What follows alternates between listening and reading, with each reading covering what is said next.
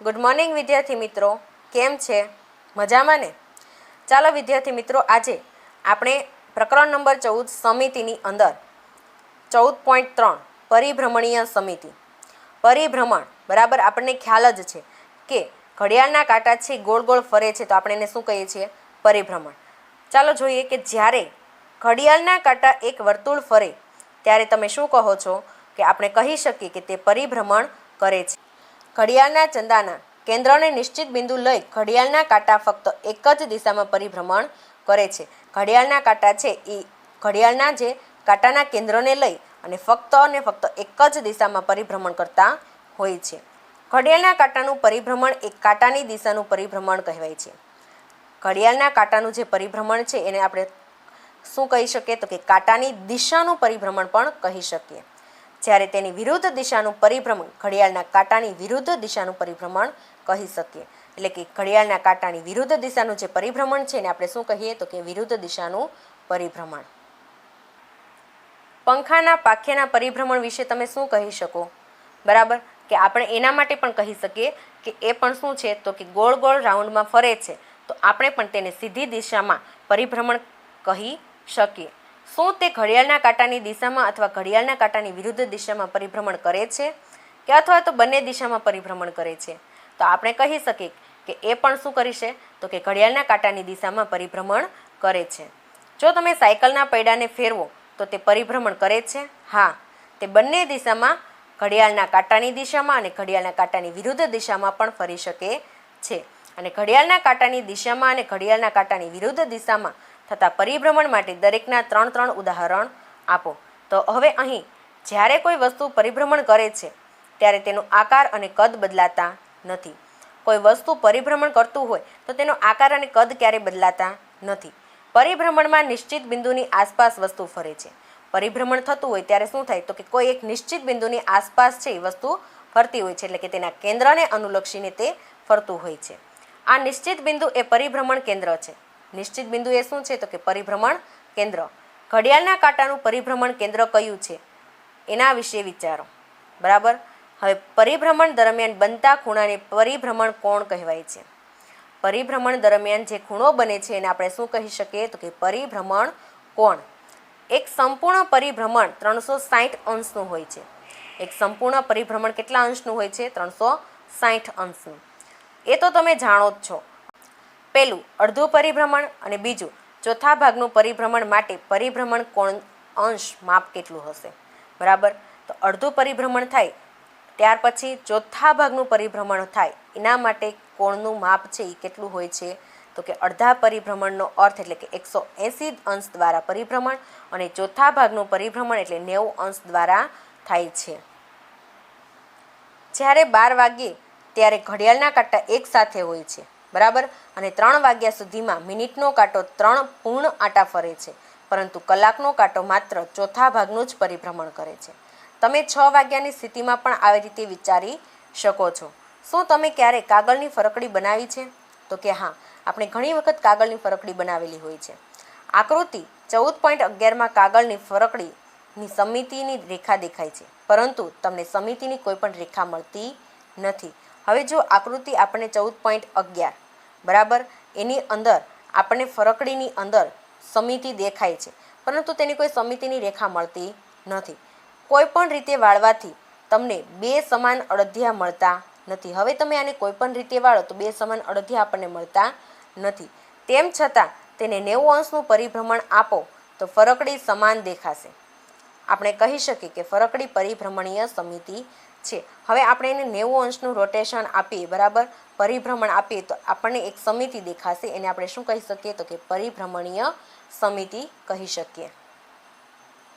જો આપણે ફરકડીના 4 પંખા છે, બરાબર,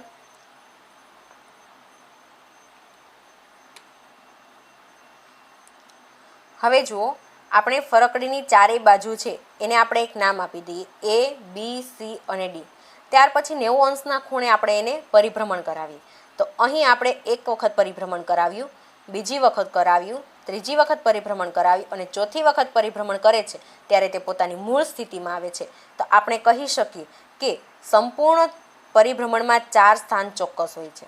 આપણે શું કહી શકીએ તો કે સંપૂર્ણ પરિભ્રમણમાં 4 સ્થાન ચોક્કસ હોય છે અને તેનો પરિભ્રમણ કોણ કેટલો હશે તો કે 90 અંશ, 180 અંશ, 270 અંશ અને 360 અંશ.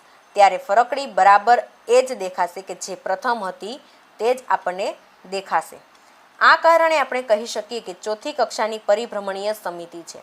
આ કઈ કક્ષાની પરિભ્રમણીય સમિતિ છે તો કે ચોથી કક્ષાની પરિભ્રમણીય સમિતિ છે. અહીં એક વધારે ઉદાહરણ પરિભ્રમણીય સમિતિનું છે, જે આકૃતિ 14.13માં ચોરસનો એક ખૂણો પી લો. બરાબર, અહીં આપણને આકૃતિ 14.3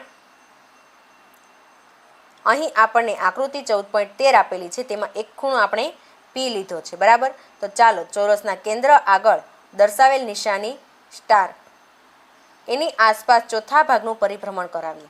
હવે અહીં સ્ટારની આસપાસ આપણે પી બિંદુને ચોથા ભાગનું પરિભ્રમણ કરાવીએ. તો અહીં પ્રથમ સ્થાને પી છે, બરાબર, ત્યાંથી આપણે એક પરિભ્રમણ કરાવીએ પ્રથમ, તો 90 અંશના ખૂણે થયું. ત્યાર પછી બીજું પરિભ્રમણ કરાવ્યું તો કે એ 90 અંશના ખૂણે કરાવ્યું.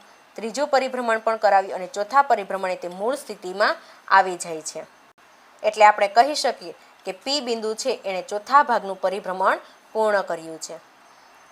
આકૃતિ 14.13માં પેલું કે જેમાં પ્રારંભિક સ્થિતિ છે અને કેન્દ્ર આસપાસ 90 અંશનું પરિભ્રમણ કરાવતા આપણને આકૃતિ 14.13(2) મળે છે. અહીં પીનું સ્થાન જુઓ. ફરી 90 અંશનું પરિભ્રમણ કરાવતા આકૃતિ 14.13(3) મળે છે. આ રીતે જ્યારે ચોથા ભાગના 4 પરિભ્રમણ પૂરા થાય છે ત્યારે ચોરસ તેની મૂળ સ્થિતિમાં આવે છે અને તે હવે આકૃતિ 14.3(1) જેવી દેખાશે. દરેક વખતે પીના સ્થાન પરથી આ જોઈ શકાય છે. આમ ચોરસ તેના કેન્દ્ર વિશે ચોથી કક્ષાની પરિભ્રમણીય સમિતિ ધરાવે છે. અને જુઓ કે એમાં પહેલું પરિભ્રમણનું કેન્દ્ર એ ચોરસનું કેન્દ્ર છે. ત્યાર પછી બીજું પરિભ્રમણનો કોણ 90 અંશ છે. ત્રીજું પરિભ્રમણની દિશા ઘડિયાળના કાંટાની દિશામાં છે. અને ચોથું કે પરિભ્રમણીય સમિતિનો ક્રમ 4 છે. આથી આપણે કહી શકીએ કે ચોરસ છે એ કઈ કક્ષાની પરિભ્રમણીય કરે છે તો કે ચોથી કક્ષાની પરિભ્રમણીય સમિતિ ધરાવે છે. હવે જો 14.4 રૈખિક સમિતિ અને પરિભ્રમણીય સમિતિ. બરાબર, તમે અત્યાર સુધી ઘણા આકારો અને તેમની સમિતિ જોઈ. હવે તમને સમજી ગયા કે કેટલાક આકારોમાં માત્ર રૈખિક સમિતિ છે અને કેટલાકમાં માત્ર પરિભ્રમણીય સમિતિ છે, તો કેટલાકમાં બંને હોય છે. તો ઉદાહરણ તરીકે આપણે વિચારો કે એક ચોરસ આકાર છે, તેમાં સમિતિની કેટલી રેખાઓ છે તો કે 4 અને તેમાં પરિભ્રમણીય સમિતિ કેટલી છે તો કે 4. જો હા, તો પરિભ્રમણીય સમિતિનો ક્રમ કયો છે એના માટે વિચારો. વર્તુળ એ સૌથી સંપૂર્ણ સમિતિ ધરાવતી આકૃતિ છે.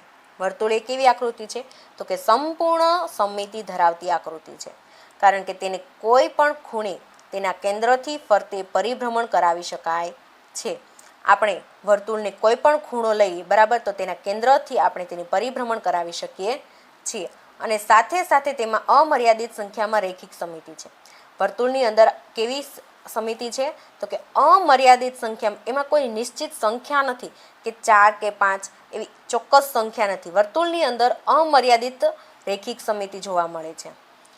કોઈ પણ વર્તુળની ભાતનું અવલોકન કરો અને કેન્દ્રમાંથી પસાર થતી દરેક રેખા એટલે કે વ્યાસ સમિતિની રેખા છે અને તે દરેક ખૂણા માટે કેન્દ્રની આસપાસ શું કરે છે તો કે પરિભ્રમણીય સમિતિ ધરાવે છે.